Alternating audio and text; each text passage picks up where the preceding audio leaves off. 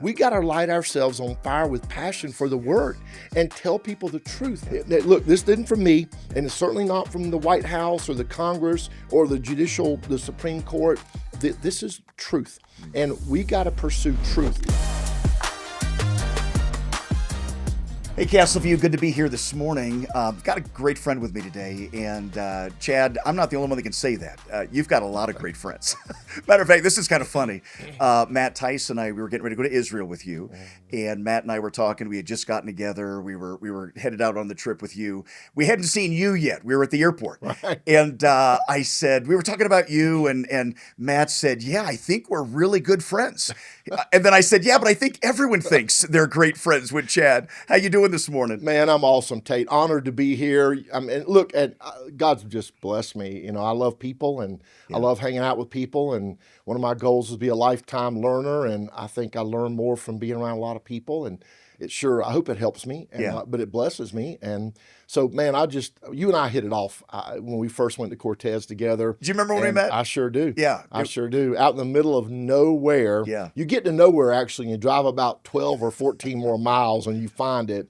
But it was beautiful in a serene, laid back, relaxed setting. It was so awesome. Little pastors get together, about 10 of us. Yeah. I bet it's been 10, 12 years. It's been a while. It was definitely before COVID, the first time we met. First time. And I'd have to ask Pastor Chappell when it was, but I bet you're right. I bet it's been 8 or 10 years, maybe 10 or 12. Yeah, maybe so. Yeah. It's been a while. That was neat. I've always felt about you, and I want to talk about this. So I know we have several things to talk about today, but one of the things I do want to get to is you have an ability to make people comfortable. You know, you're a connector. Matter of fact, I think you're probably the strongest connector that I have personally ever met in my life. You know, sometimes you've got, I'll say it like Legos. You know, some people, they don't have a lot of connections, right? I mean, they're not many relationships. They're the one, you know, they got the one little connector point. And then you got the 4s and the 8s. You're the green pad. I mean, you know, you are a connector person. And where does that come from? You like to network people too. I mean, you're constantly telling me and others, hey, have you met this pastor here? Have you talked to this guy over here? Where does that come from? Well, thank you. That's very nice and humbling. I've never thought about it that way. I don't know. My mom and dad were just real big on relationships and friends, and my dad was in sales, and I watched what he did, and he actually made me go door to door with, you know, the candy bars and all that. He said, this is a good thing for you. You need to learn rejection and learn that it's not the end of the world, and the world doesn't revolve around you, and the sun and the moon and the stars don't go around you, and just because things happen that's a temporary setback's not a bad thing. You're going to gain from those relationships. I think my dad gets a lot of credit, and you know, I'm just life experiences. I love people. I really do. Yeah. And it travels hard. You know that. And Dana, my wife, and I love to travel, but sometimes I hit it and I go, and it's just a time compression thing, because I think God's put us here to do something, not just to trade carbon dioxide to the trees for the oxygen. We're supposed to do something. And as Christians, it's an active role. And the best thing I know to do is to get to know people that are far better at stuff than me. I've never felt like I was the biggest, strongest, fastest, bestest, certainly not the smartest. And so my goal was just to try to do my best to work hard. And what does it say? God says the only ability he requires is availability. Old pastor says. And so I just want to be available. Yeah, that's great. You said about learning rejection. I think that's a great lesson your dad gave you, that it's okay. You're going to fail. Matter of fact, the Bible says the just man falleth 7 times, but riseth up again. I was listening to somebody recently, and I don't remember who it was. I don't remember. You may know. I don't know if it was a politician or if it was maybe a pastor. I'm not even sure who it was. His dad would sit the family down at least once a week, if not most days, and say, what did you do this week that failed? Have you heard that before? I don't remember who it was that said that, but I thought, wow, what a great way to begin to introduce to your children that, listen, you need to try hard things, and it's okay. You're going to get rejected. Things don't always go well. And you've had some political things go that direction, haven't you?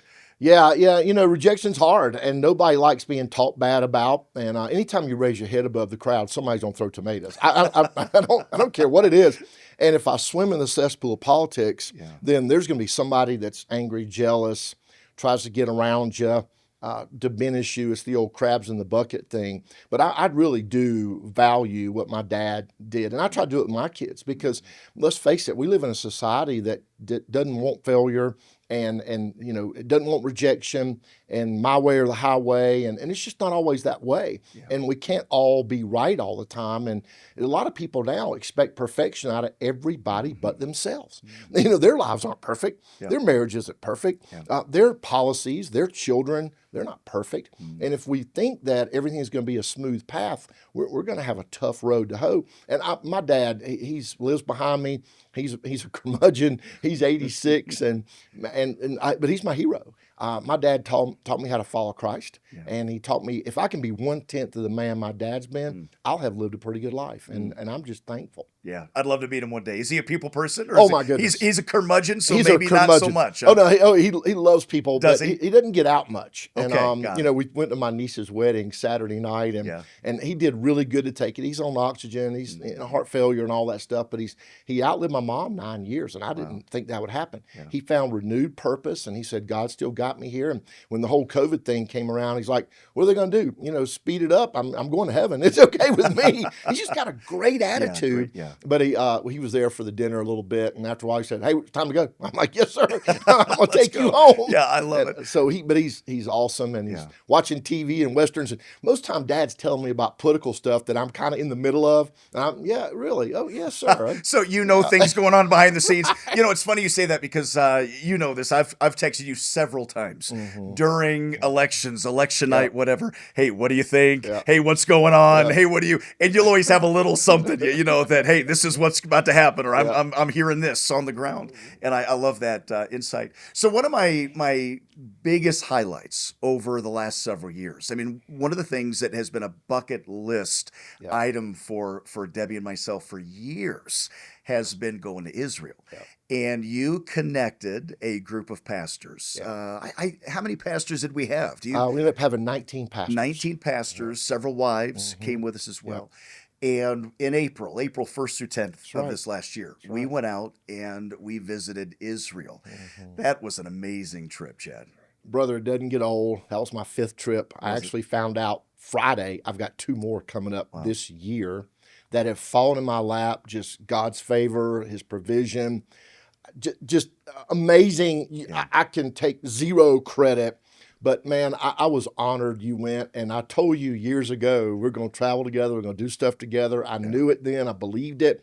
And hearing you preach in Israel, having you just go with us and just experience where the Lord walked, and it just doesn't get old. And I'm fired up to go back, but I love going with pastor buddies because I think they give me insight I don't have.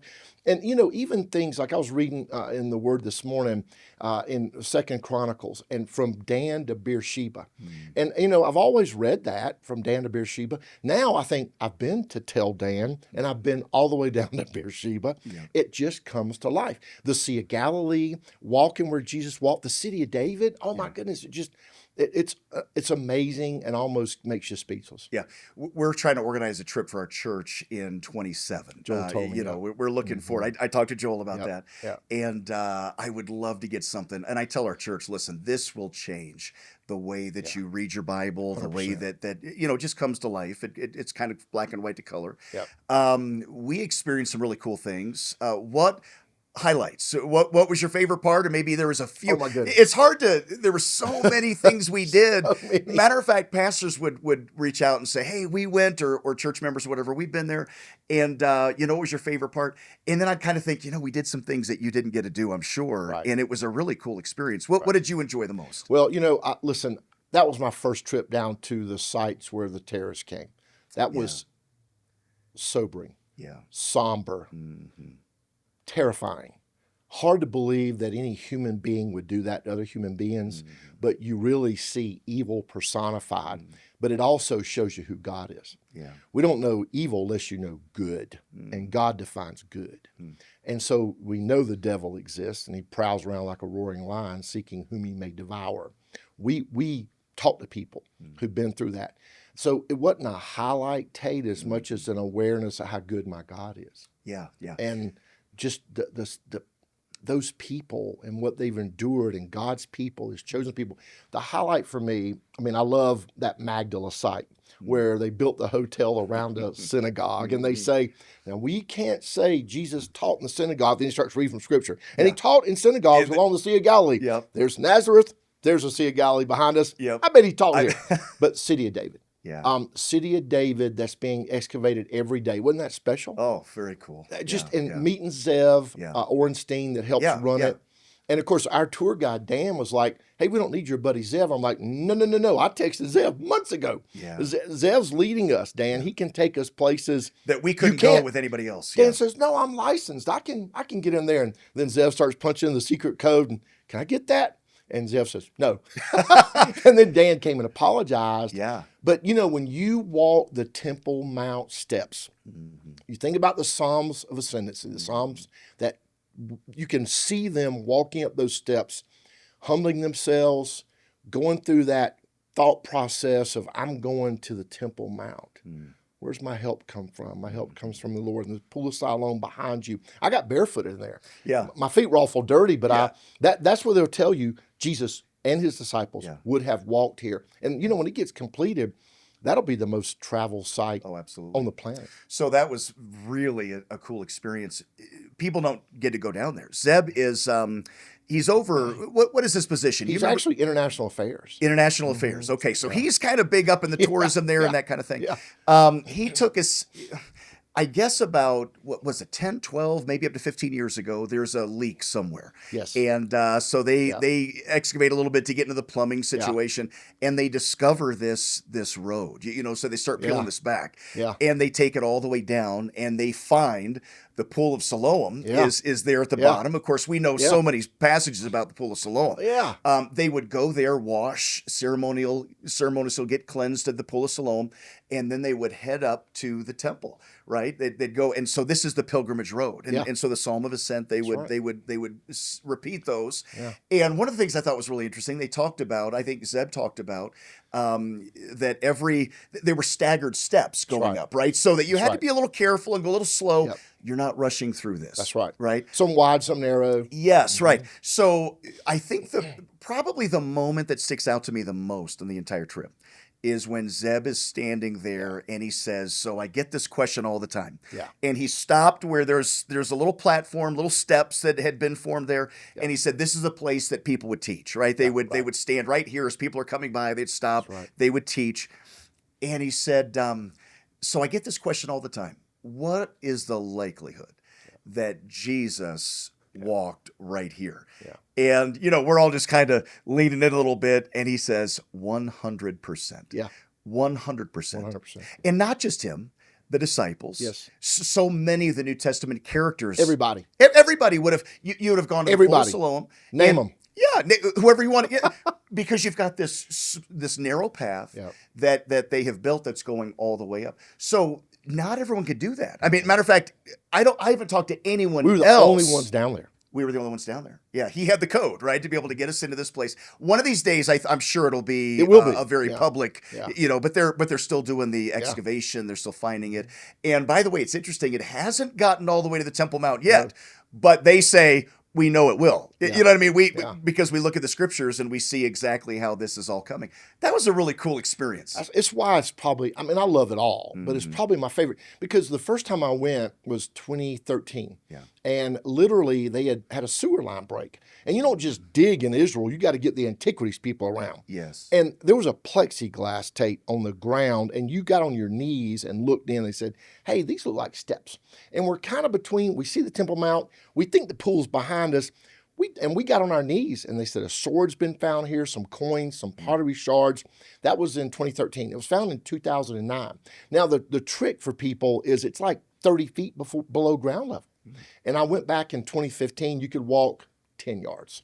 And it was not much excavation. They had some of the supports in. Went back in 2022 and it was with on an APAC trip.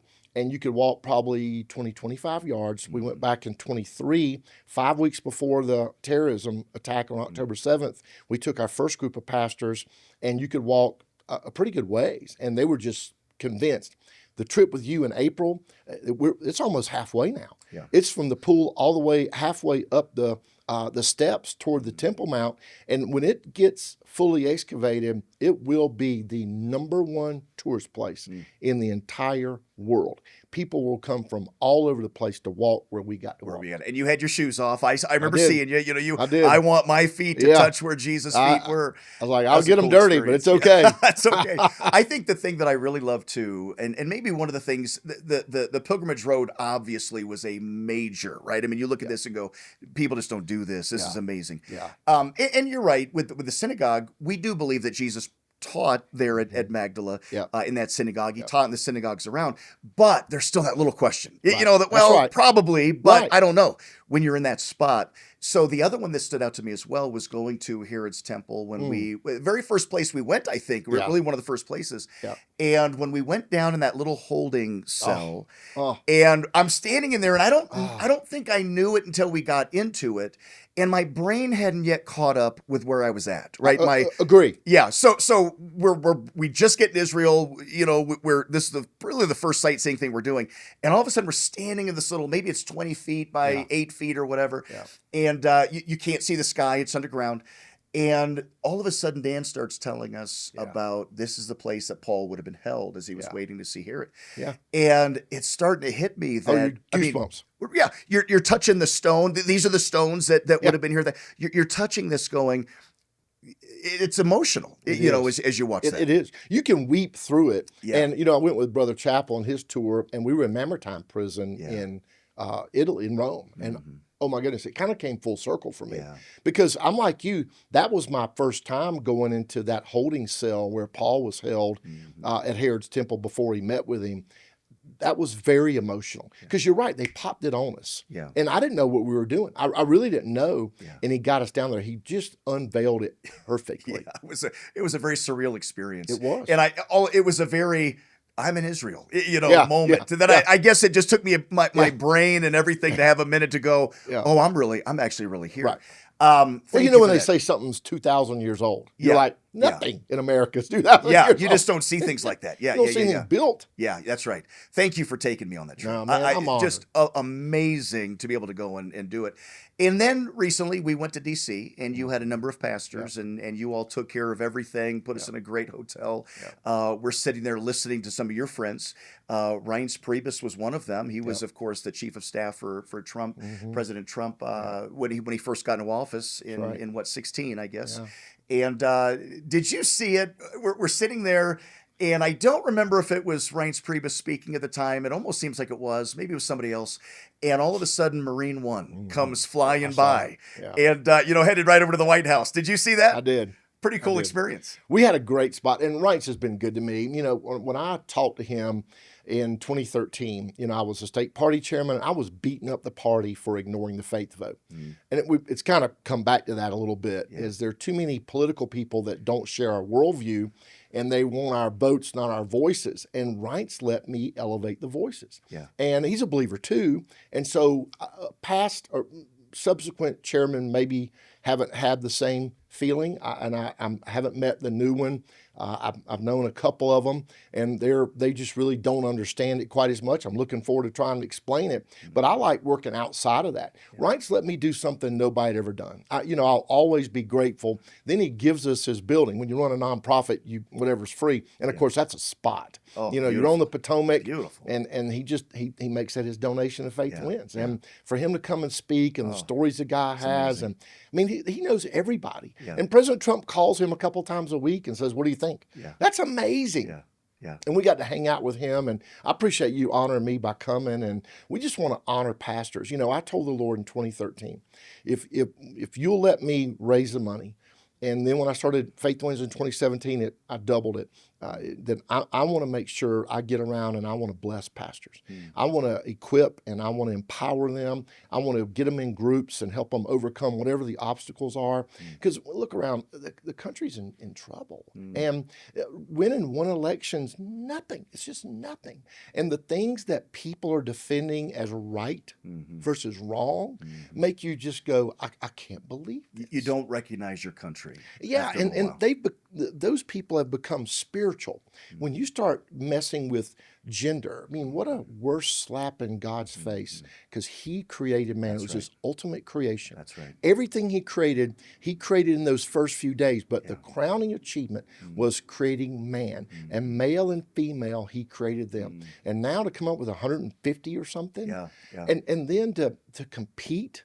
You know, we used to be angry and upset and fired up about killing babies, just murdering babies carelessly. I never imagined people would stand for and fight for this. And it was Reince Priebus that put me in those rooms at the Republican National Committee, in the White House, in over 100 congressional, Senate, gubernatorial races, to have a voice for the faith. You said something interesting that I want you to explain maybe a little deeper. They want our votes. They wanted our votes, not our voices. I get that. It's kind of like, hey, we need the vote. We don't really want to deal with the hassle, or we don't really feel like. Tell me, what did what happened there? You know, because I think there was a little bit of Reince Priebus actually contacted you about being involved in churches, right? And rallying the evangelical vote. Is that basically what happened? 100%. Yeah, okay. So I had read George Barna's book with David Barton in the early 2000s called U-Turn, talking about the faith vote, what a difference it makes. And Barna's got his finger on the pulse of the faith community better than anybody. So there's like 80 couple million people sitting in church. High water mark now is about 32 or 33 million voting. So if we're upset about stuff and policies are being passed that we don't like or You're enjoy. saying 50 million votes are Everybody out agrees. there, just not, which you would think would be vast majority conservative, God-fearing, Bible value votes. 100%. Yeah. Even Pew and Gallup, and they define it different. Tate, you know, they're and that's kind of why it's cloudy. Everybody agrees somewhere between 35 and 50 million people sitting in churches don't vote. Okay, Everybody let me highlight that for a minute, because I know that typically candidates will win the election with, and correct me if I'm wrong, 60 to 70 million votes, right? The year that a lot of people will talk about, you know, Biden, the 81 million votes, right, that he got. Okay, so you're telling me, and I've read this too, 50 million Christians just have bowed out of it, and what an incredible difference that would make. Well, it would change everything. I mean, it would absolutely change everything. You know, we've been in 100 years where virtually everybody voted, to where now you struggle to get people to vote, and they spend way more money turning people out. I did a television show when I was state party chairman, and I'd read these numbers. We were doing what we called run up the score. And it wasn't about a party thing. Even as a state party chairman, I wasn't going to deny my party, but I also wasn't going to embrace it fully. I was going to embrace issues, the things that Christians care about, because issues win elections. And I said, it was actually on MSNBC on Al Sharpton's show. And I did them all, because they come to South Carolina for the First in the South for the primary, the presidential preference primary. And I said, you know, our own party kind of ignores the faith vote. And Reince saw me. He texted me, and he said, hey, I'm a believer too. You're right. Let's talk. And he did a good job defending your faith in a hostile environment. It was just that simple, Tate. And we had a meeting after the election. Of course, our side lost again. I had said on CNN that I thought the Department of Justice under Barack Obama would be the biggest threat to Christians and religious liberty in all of American history. I'm not a prophet, but I was right. And the Department of Justice used your tax dollars, everybody's tax dollars, watch them. And they sued bakers, you know, Phillips, Jack Phillips up here in Lakewood, Colorado. I went to his shop. Sued wedding planners, photographers, the coach out in Washington State. Those were our tax dollars following the Department of Justice suing Christians for living out their faith. And so I did RNC stuff from 13 to 17. I didn't want to go in the White House. You know my story. I was putting a family together. Faith Wind started in 2017 to do the same thing. So in that period, though, I had a front row seat to the consultants. And I don't mean to disparage them, but most of them, not all, there's some Christians in there. There's a high percentage of them that have a casual faith. And it may be a casual Catholic, an Episcopalian. You know, I made a joke on CNN. It probably wasn't taken well, but I was right. I said something to the effect that most of them's interaction with their Bible was last Thursday when their maid dusted around it. And that's truth. And, you know, and my other line was most of them can't identify a church by the steeple. But the truth is, I was in these meetings. I want to, you can't use the language. Who's going to deal with the blankety blank Christians? Mm. I almost never sat in a meeting with most of them, not Rights. Rights gave me that opportunity. But the political consulting crowd. That was the feeling about evangelicals at that point. Yes, we got to have their vote, but we don't want their voices. So Yeah. I sat in a meeting and I decided I'm going to elevate the voices. I'm going to be dedicated to elevating the voices. Pastors have a better finger on the pulse of the community and the city and the state than anybody I know. And I read that book after Colorado flipped. It was a reliably conservative state for 40, 50 years. And some billionaire homosexual guys decided we're going to take this. And they wrote a book called Colorado Blueprint. I read it. And I wanted to throw it down the airplane aisle because I thought they're right. And they did what they called turfs. They built turfs, and they gathered all the environmental types in the homosexual crowd and the abortion, let's kill babies crowd, and you fill in the blank. The peaceful protest crowd, the crowd that likes dancing on burning cars kind of thing, and they put them into what they call turfs. And I thought, oh my gosh, the turf, the perfect turf is the church.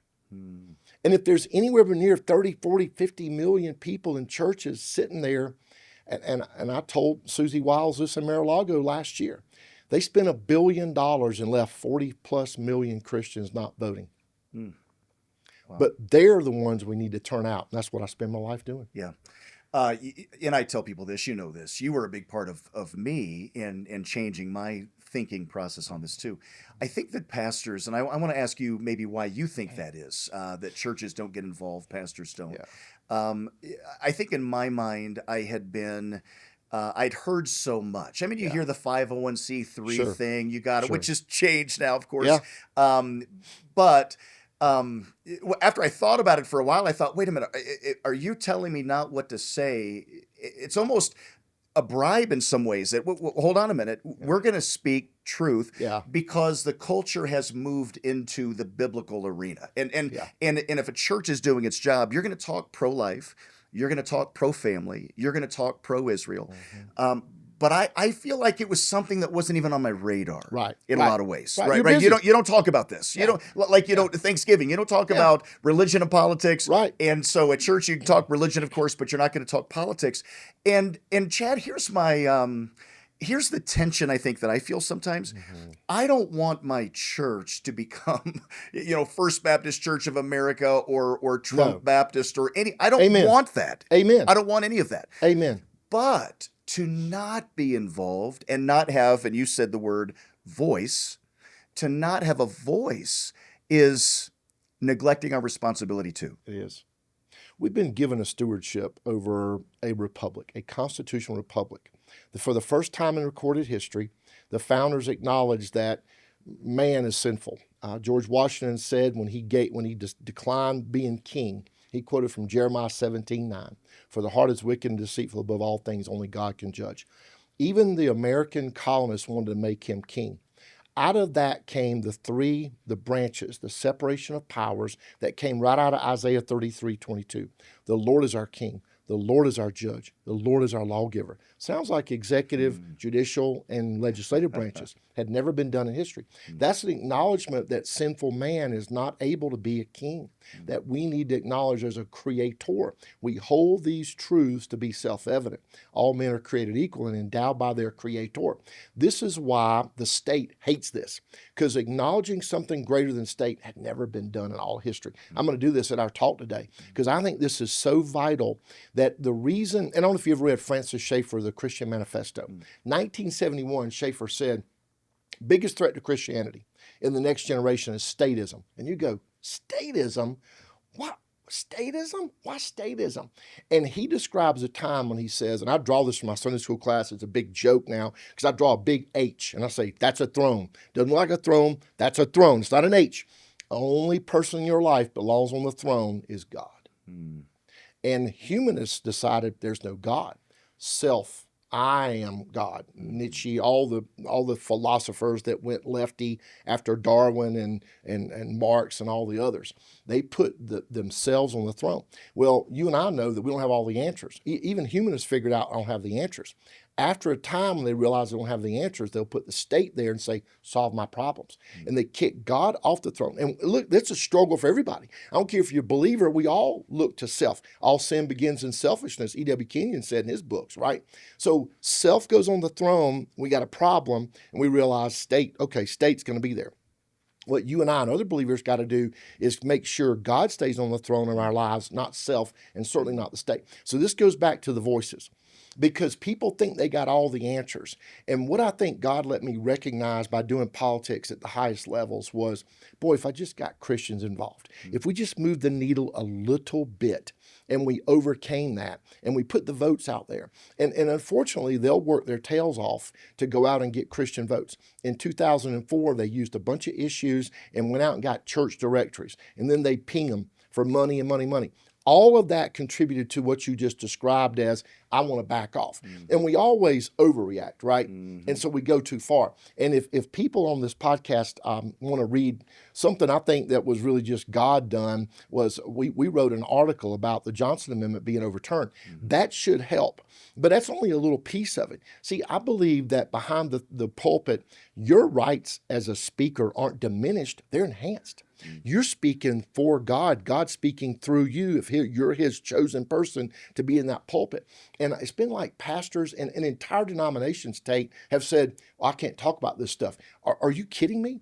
I was in Durango, Colorado the first time I got this question. And a young pastor said, Chad, we just appreciate you. We just don't do politics in the pulpit. I didn't really have a good answer. This was 2014. You had a Senate race, Cory Gardner, and I was out here for the RNC. And I was like, okay, Lord, give me something. I don't have a good answer here. And I said, what do you mean? Which is what you always ask when you're trying to buy time. And he said, well, you just don't do the controversial stuff. And here's what the Lord gave me. Do you preach the Bible, Pastor? The whole counsel of God? And I said, I don't believe life's a political issue. It's a spiritual one. I don't believe biblical marriage is political, spiritual. Religious liberty, Israel, those aren't political. Now, they've been politicized. But Pastor, how does that remove my responsibility as a father, a husband, a deacon, a Sunday school teacher in my little Baptist church? It doesn't remove my responsibility to tell the truth. So it's like pastors and denominations have said, we're going to peel this apart. And honestly, Tate, if I had seen consistency out of some of them when the whole Marxist-led Black Lives Matter protest took place, some of the very same pastors that told me I can't do politics led the way. And they ran out. Now, they wouldn't march at a pro-life for babies, but they'll go march for something because the cameras are whirring and they're taking off and they're getting pictures. So I believe God's doing a culling out of the church. I believe there's a sifting going on. I really believe it with all my heart. I think a lot of times, I think I had a fear of, and I think a lot of pastors have a fear of, boy, you take these strong stands and you're really going to polarize and you're going to lose some. I have found that there are more people that appreciate, hey, pro-life issues. You know, we started a trending series, not long ago. We did pro-life. We talked about how should a church handle the LGBT community. We talked about gender on one of them as well. And I actually get more people that go, thank you for... I know where I stand on the issue, but I don't know why. I don't know what to say. I don't know how to help somebody. I don't know how to teach my children. Right. And I think that pastors have got to, these are Bible issues. You said it. They've been politicized. Bible issues. These are Bible issues. Yeah. You've got to give them something that they hear it on the news and they go, oh, you know what? That's not truth. That's a counterfeit right there. That's not true. And here's why. That here's where the Bible talks about that. If you were to talk to pastors, you were the one that really encouraged us. We did voter registration. We did things like the trending series. We're having a gathering at our church today. We're hosting it. It's with Faith Wins, and we've got a bunch of pastors and faith leaders in the area. We want to be a part of all this because we think it's important. And again, it's not. And you've said it. It's not a person. It's okay. Are these Bible values? That's what we're trying to vote. And if you were to encourage pastors to get involved somehow, what are maybe a couple of practical ways that you would encourage pastors to be involved in this? I use that book U-Turn a lot because it gave me a lot of lines and quotes and data. And I don't know if you look at polling. Do you know the number one reason people leave the church? You ever read this? You ever heard this? The number one reason Barna finds year after year, and this is across ethnicities, it's across denominations, it's across regions of the country. The number one reason they say, I just don't see how it applies to my life.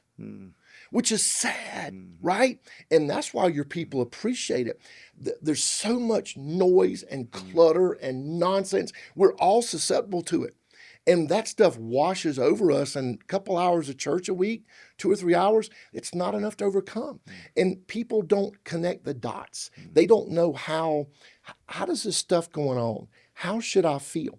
And what I think that the Understanding the Times book that Dr. David Noble from down at Summit, I read that in the early 90s when I was trying to figure this out. And he talked a lot about don't see things through your lens or the expert's lens or the polling lens. How do I look at an issue and see it through a God lens? How can I see this through a God lens?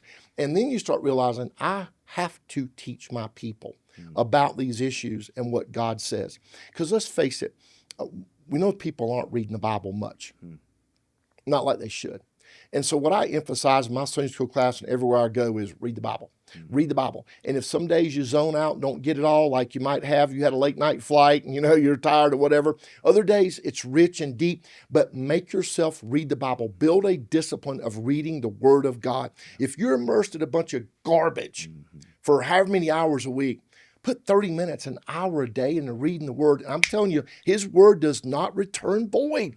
It's going to create good stuff in your life. But you can't, if you're watching nonsense on television and movies that are horrible and listening to knuckleheads at work, you got to wash that stuff out somehow. So I think that is the tidbit I go to. It's number one reason people leave the church. They don't know how it applies to their life. We got to fix that. Yeah, no doubt about it. It's timeless. Every bit of it applies to your life when you start reading it and going, wow, this happened to me last Thursday, and I wasn't even aware of it. Yeah. It's because we're not reading it. People have questions, and they're looking for answers in this generation. I heard somebody say last week, they said, if pastors would preach to hurting people, confused people, people looking for answers, you will never lack an audience. Never. And I think what you just said is so important with that. Hey, listen, they're looking for something deeper than the school system's going to give, than the media is going to give, than politics are going to give. And the Bible gives that truth, that foundation for all of us. Anything I didn't ask you about you want to mention today? This has been really good. I think it was Spurgeon that said, when you light yourself on fire with passion, people will come from miles John around Wesley. to watch you burn. It was Wesley. Yeah. Will come from miles around to watch you burn. Yeah. We got to light ourselves on fire with passion for the Word and tell people the truth. And if it's uncomfortable, if it's unfamiliar even, we still got to tell them. And when we show them chapter and verse, here's what God said. Look, this isn't from me, and it's certainly not from the White House or the Congress or the Supreme Court. This is truth. And we got to pursue truth, not the truths this is not my truth kind of thing, not their experiences, because people live in their own bubbles. We got to talk about the truth with a capital T. And we also got to realize this ain't new. Pilate said to Jesus, what is truth? It's not new. Well, Chad, you've been burning for quite since I've known you. 10, 12 years you've been on fire, and I appreciate it. I really do. You. Somebody, you would never say this, I know, but I heard somebody say that a lot of the reason a lot of people credited your work with Faith Wins in churches and evangelical voting, and your work in getting into these churches as the reason Trump won and got the election in 2016. And so I appreciate you. Thank you for the work that you do. Thanks for your friendship. The Israel trip was amazing. DC, just we're going to do months more. Back. We need to. We're just getting started. Sign me up. I'm ready. Anytime I can hang around with you, Chad, I always leave enriched. I feel better because of it. And thank you for being passionate and loving Jesus more than anything else. And I think sometimes we're afraid of, okay, if I get into this political realm, I'm going to be known as I think that your love for Jesus comes out in everything you do, right? So that the pie is not, well, here's my part of policy and here's my part of politics and family and work, and it's Jesus. And it just so happens that God gave you a platform for such a time as this to be able to speak into churches and people and people that you have influence with. And so thank you for the heart that you have for the church and for the country as well. It's been an honor to have you here today. I love you, brother. I appreciate you. Honor's mine. Yeah, thank you. Hey, church, thanks for watching today. Listen, we need to get involved. I mean, we're here at such an incredibly important time in our nation's history. And it's not good enough for the church. It's not good enough for pastors. It's not good enough for church members to just bury our heads in the sand. We've got to do something about it. That means voting. That means getting involved. There might be some local elections that God begins to work in your heart about, throwing your hat in a ring, school board seats, whatever that looks like. And I just want to encourage you to get involved. And then, just like Chad said a minute ago, pray. Make sure that we're lifting up our politicians, even the ones we don't agree with. God, they need Jesus. They need salvation. They need a change. Right now, they're just following their father, the devil. What do you expect them to do? They're unregenerate. They've not been redeemed by the blood of Christ. And so we need to really pray that God will begin to turn that tide and continue to. We've seen a resurgence in a lot of ways here recently in our country, a revival of sorts, and we want to continue to point people to Jesus and uphold Bible value in the political arena. Hey, thank you for watching today. Listen, if you enjoyed this, share it with somebody that you think might be encouraged by it, subscribe to it, and thank you for joining us again today on the Castleview Baptist Podcast. We'll see you next week.